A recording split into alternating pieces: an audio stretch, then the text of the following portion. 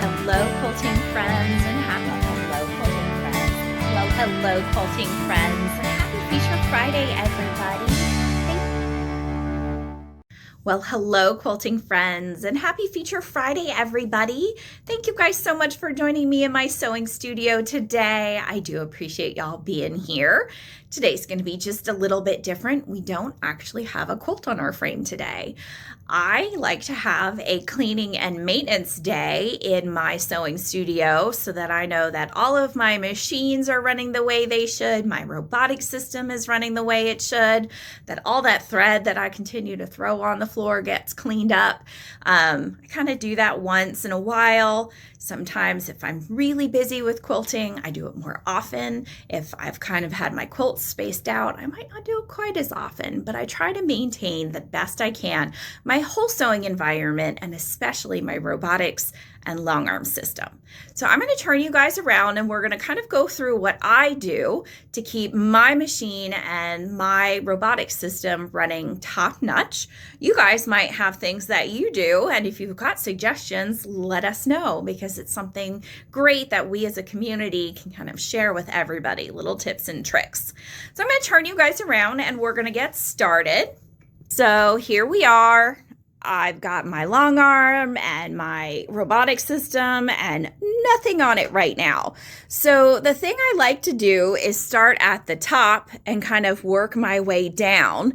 And that way, when I'm dusting things, all the dust falls down, down, down. And then at the end, I can just vacuum it all up off the floor. So I'm going to start with my display here, and I'm going to try to put you guys on my tripod so that y'all can see what I'm working with. Let's see if I can get you on there. There we go. We can see most of it now. So the first thing I like to do is clean my display, and I use these little cleansing wipes. They are super handy. They are for your eyewear and screens, and this works great for your robotics display. So you'll just want to get one of those packs. You can get them at big box stores, usually in the pharmacy area, and they are super helpful. So they take any smudges and dirt off your display. So I'm just going to rub on my display gently. I don't want to put too much pressure on it. And then I also have the display here for my machine where I change all of my different stitch lengths and things. So I'm going to get that cleaned off well. So once all that's cleaned off, I can kind of move on to the next step. And my next step is dusting off my machine here because it gets filthy with thread dust and just dust in my environment, especially here on my spool holder. So I'm just going to pick my spool up, and I am using just a microfiber cloth. That way it's nice and gentle, but you can see like that big wad of fuzz there that just came off of my spool holder. That's why it's so important to keep everything dusted and clean, because all that dust could fall onto your quilt top. I also dust across the very top of my machine and try to get every little nook and cranny that I have here kind of dusted well. And that way I know I'm not leaving residue kind of on my quilt or anything that could drop down into my wheel system and get that dusty. I also have to dust in here at my needle area. So with your thread, it's constantly creating friction, and that friction causes a lot of fuzz. So I always get a lot of fuzz here on my needle area and in my little spoon foot or my little scoop foot. So I always kind of get in there the best I can and get all of that fuzz out. Sometimes when I'm quilting, I have to get the fuzz out in the middle of it. Then I kind of just rub my cloth on my needle plate here and get anything that's around the sides. Look at this. This was just sitting there. How gross, sitting there on the side right here. So even though I keep things as clean as possible, I get dust and dirt on everything. And the big place that we really want to make sure we get dusted is our motor box for our robotic system. because it's sitting right underneath our quilt, right? And so a lot of dust and fuzz and thread can get messed into our motor box. I have a dog and I get dog hair laying on top of my motor box somehow. I don't understand how it gets there. Of course, my clothes are always full of dog hair too. So I always dust off my motor box really well and the little cables that connect into it. And then the other thing we need to be aware of is our gears. So here's another motor box so you can see it well. So we've got all of these little pulleys on our robotic system, and thread loves to get bound up underneath those pulleys. So you have to double check on yours to make sure that you don't have thread binding up under your pulley. Look at that. This was one of my other robotic system that I just kind of switch out from time to time when I'm doing different training videos, and boy, do we have thread wrapped around this one. So you have to make sure that you get your thread out from underneath your gears in this area that contacts with your belt system. You need to get that out too. So always make sure you double check your motor box. So I'm gonna look here behind my motor box and just see if I see any thread under there or feel any thread under there. I think I'm pretty clean, but if you need to, you can go ahead and release your belts and kind of jiggle around so that you can see a little bit more clearly. Sometimes the belts keep you from being able to see really all of the pulleys, all of those gears on your motor box. So the next thing I'm going to do is my little area here where my bobbin sits. This gets super full of thread and fuzzies.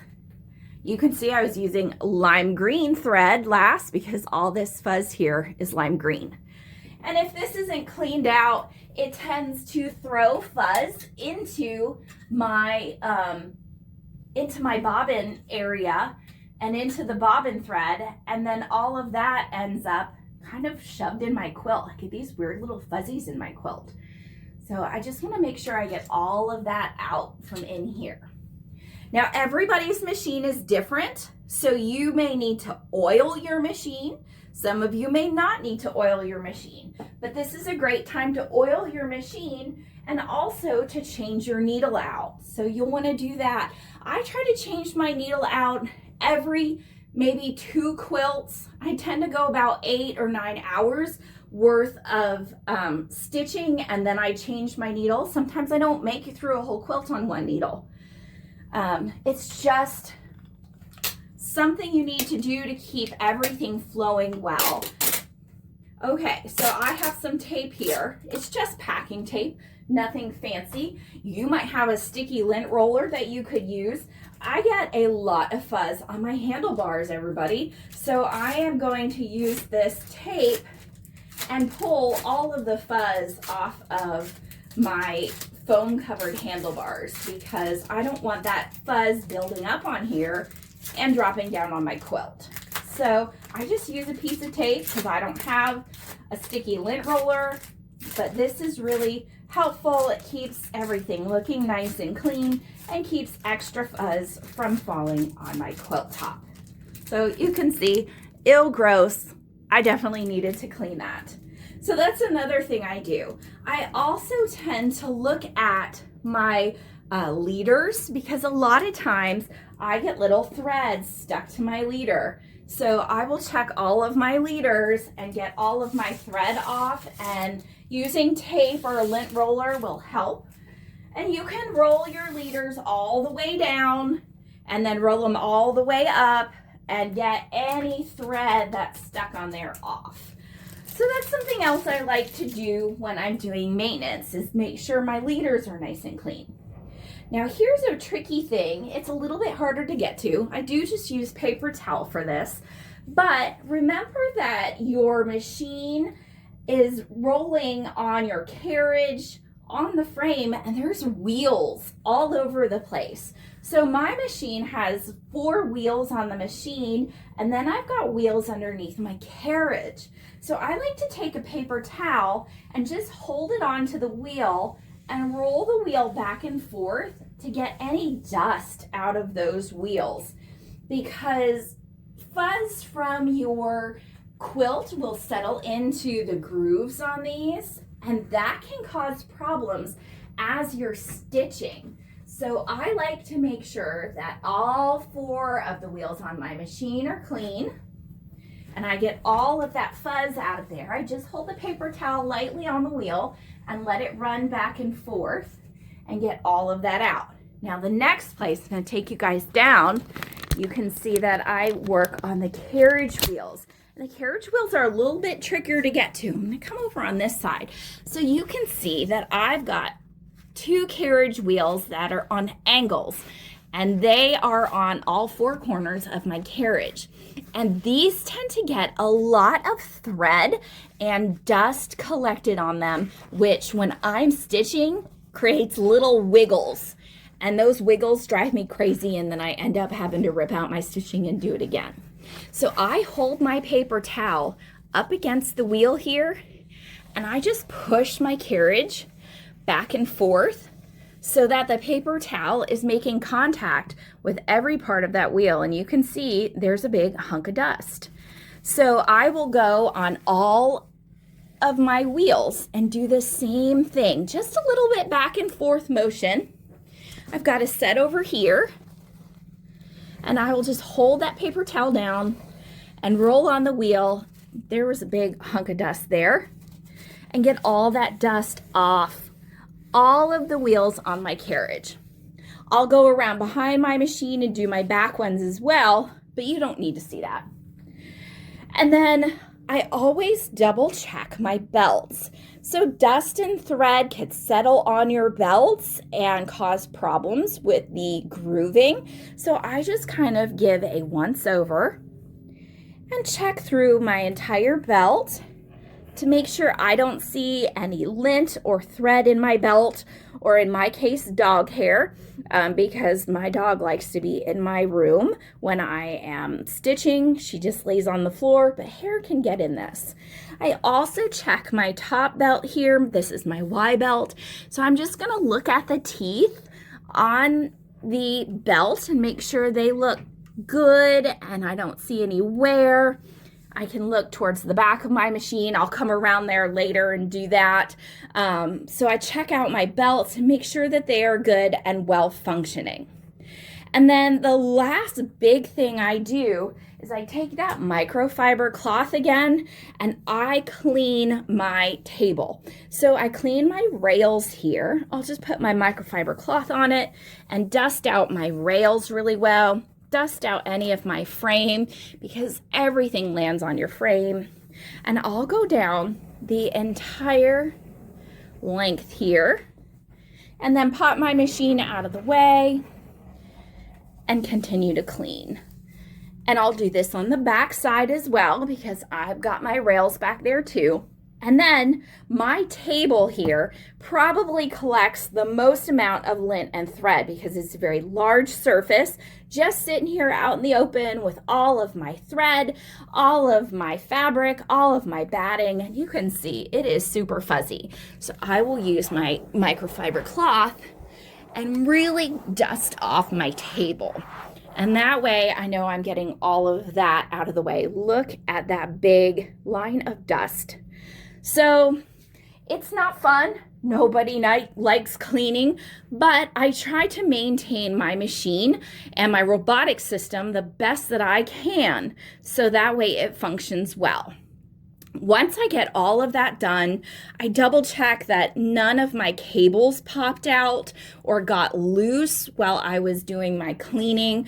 I kind of check everything to make sure it's all in place, because remember, not only with your cleaning, but when you're quilting, everything jiggles. Everything moves just a little bit constantly. So I will go through and check all of my connector plugs and make sure that they are in place, because things just have a tendency to jiggle out of place. And then the last thing I'm going to do when I'm cleaning is I need to dust off my Easy Shield AVR. This is my automatic voltage regulator that we sell. I've got my robot system and my long arm plugged into this. It sits at the back of my frame, so it is very inconvenient for me to get to, but you can see, I'm gonna crawl under here for you guys. You can see how much dust is sitting on top of this from being underneath my frame where my batting just fuzzes all over it. So I'm gonna make sure that I dust this off. I don't want this to have a lot of dust on it because it gets warm and I don't want to cause any problems with the ventilation on it with all that dust. So I clean that as well. I think of my AVR as part of my whole robotic system, and I make sure to maintain that as well. So now that we've kind of gone through and looked over everything, dusted everything off, of course, I'm going to go do the other half. I'm going to go behind my long arm and get that clean too. Then I can feel confident in kind of putting another quilt on my frame and getting started again. You can see I still have to do this side. Look at all of the little thread pieces and fuzz and everything. So I've still got to work that out and get that clean. So I hope this is a great reminder to all of you to make sure you're cleaning your machine and your robotic system in between your quilts, kind of on a regular maintenance schedule.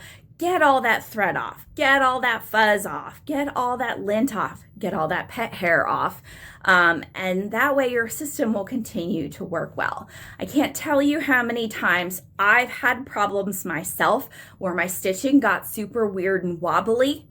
It wasn't my machine, it wasn't my robotic system. It was either thread or a big hunk of lint that my rollers on my carriage were trying to go over and just couldn't, and it caused those stitching problems. So I needed to clean in order to have my stitching look better. So keeping your robotic system, your long arm, your frame clean is really important so that everything continues to work well. I'm gonna finish cleaning the rest of my frame and the rest of my machine and the rest of my wheels, and then I'm gonna go on and do a little maintenance on my sewing machine as well, because that needs maintenance too. Thank you guys so much for joining me today. I hope this was a good reminder for you, and we'll see you all real soon.